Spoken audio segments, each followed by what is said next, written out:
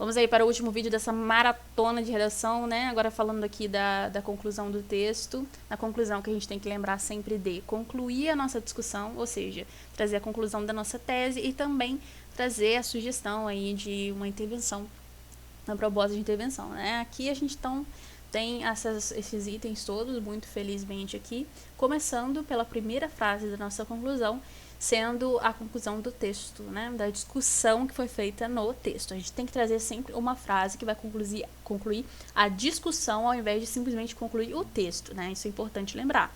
Concluir a discussão nada mais é do que concluir trazendo duas características das coisas que você disse anteriormente. Que coisas? O argumento 1 e o argumento 2. Então, eu vou trazer palavras que vão fazer referências a cada um desses dois carinhas aqui.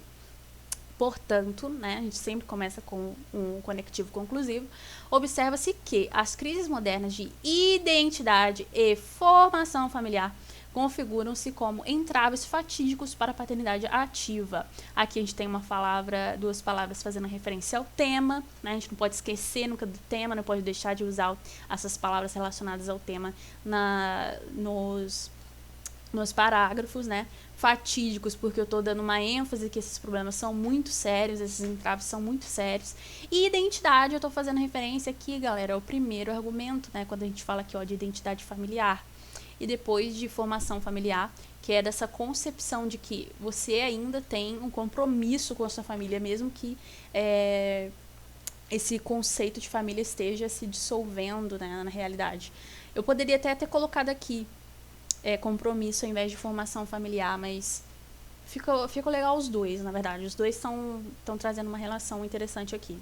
E aí, logo depois, a gente tem a proposta de intervenção. Para resolver esse problema, torna-se imprescindível um movimento de reflexão por parte da sociedade dos pais solteiros ou não, de modo que se estabeleçam novos paradigmas concentrados na importância das relações de qualidade entre seus consanguíneos. O que isso quer dizer, gente? Qual que é o ato, qual que é a coisa a ser feita? Criação, né, de novos paradigmas culturais.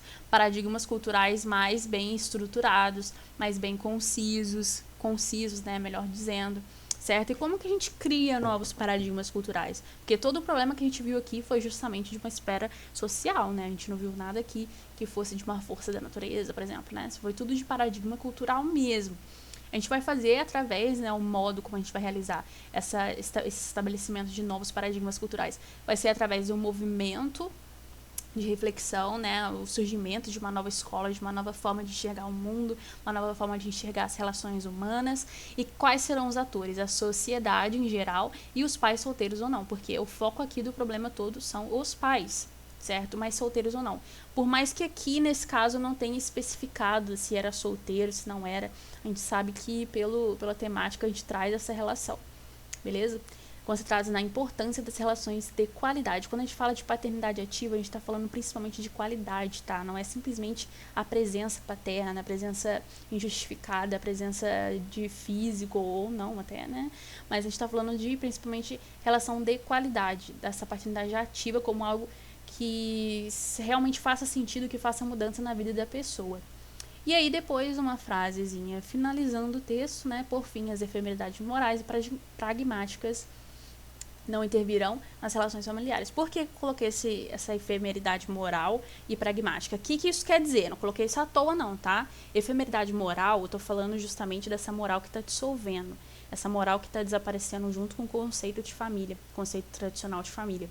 Então, assim, o que é efêmero? É tudo aquilo que desaparece com o tempo e desaparece de forma bastante rápida, né? O efêmero, ele desaparece muito rapidamente. Então, essas concepções morais efêmeras, elas têm que ser resolvidas, né? A gente tem concepções morais que não são tão efêmeras, a gente tem concepções, por exemplo, éticas, que estabelecem a relação, por exemplo, entre os familiares, talvez, né? Depende aí da sua visão de mundo. Mas as mais efêmeras têm que desaparecer, elas têm que dar lugar a uma coisa mais concisa, mais concreta na relação dessas pessoas. Foi isso que eu quis dizer. E as paradigmáticas também, né? O paradigma, na verdade, era uma coisa que surge e desaparece, não através de um conceito mais formal, por exemplo, a igreja, a escola são instituições formais, né? Os paradigmas não vão surgir desses conceitos morais, eles vão surgir de culturas formações étnicas. Então, eles vão desaparecer também, mas a gente tem que ter um paradigma mais firme e mais conciso, mais reflexivo, certo? Então, foi essa a ideia, mais ou menos, que eu estava planejando colocar aí nessa frase final. Mas essa frase final eu até reconheço que ficou bastante, assim, complexa, né? Talvez se vocês facilitarem um pouco essa situação aí da última frase do texto de vocês, também fica interessante. E tem gente que utiliza citação no final. Não está errado também, né? Eu já falei isso 1 milhão de vezes, que todas essas formas que vocês estão utilizando diferentes não são erradas. A composição de um texto dissertativo, argumentativo, é muito flexível, tem várias formas de fazer o texto. Mas, geralmente, na academia, isso não é nenhuma posição minha, na academia a gente diz que terminar o texto com a voz de outra pessoa talvez configure como não uma autoridade sua, sabe? Não é como se a discussão toda estivesse sendo elaborada por você, mas sim por outra pessoa. É um pouco assim, e também porque configura como uma estratégia, né? E aí você deixa ela no final e não trabalha ela, não discute a estratégia que você mesmo usou, fica um pouco confuso. Enfim, vamos fazer a leitura agora final do texto. Se você não quiser me ouvir fazendo a leitura, é só você dar pausa aí e ler para ver como que ficou tudo, ok? De acordo com o conhecimento sociológico e cultural brasileiro, paternidade ativa é a presença do ator biológico masculino de forma responsável e afetiva na vida de sua prole. Todavia, é notório que há múltiplos entraves em seu exercício, uma vez que a dissociação moderna do conceito de família dissolve os papéis e isenta o indivíduo de suas responsabilidades afetivas. Dessa forma, a relação não conjugal e a moral em decadência representam os principais pontos a serem discutidos sobre o assunto. Na famosa série televisiva Todo Mundo Odeia o Chris, a renúncia parental se manifesta no retrato de diversos personagens, evidenciando o problema em massa nos Estados Unidos. De modo similar, no Brasil, a prole de uma relação não conjugal encara a ausência da paternidade ativa, pois o filho perde o status de família quando não há relação tradicional e estável entre seus progenitores. Por conseguinte, a atividade responsável para com a criança deixa de existir ou se enfraquece substancialmente, caracterizando uma barreira emocional, física e financeira. Ademais, a moral responsável por estreitar a relação entre pais e filhos pertence a um universo cultural religioso enfraquecido na sociedade atual. Durante a colonização portuguesa no Brasil, os jesuítas se empenharam em implantar a tradição católica na população nativa, a fim de povoar a terra em moldes europeus e inaugurar o conceito de família. Entretanto, a cultura familiar cristã enfrenta hoje a crise do tempo, cancelando aos poucos o paradigma de responsabilidade imutável da família. Assim, leva consigo o compromisso paterno. Portanto, observa-se que as crises modernas de identidade e formação familiar configuram como entraves fatídicos para a paternidade ativa.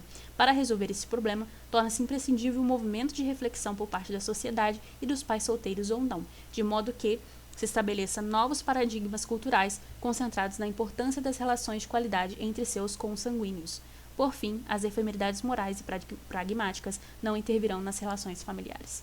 É isso aí, galera. Muito obrigada por assistir até o fim. Em caso de dúvidas, em caso de críticas, pensamentos, discussões possíveis sobre essa produção que a gente fez aqui, é só me contatar, certo? Só falar comigo.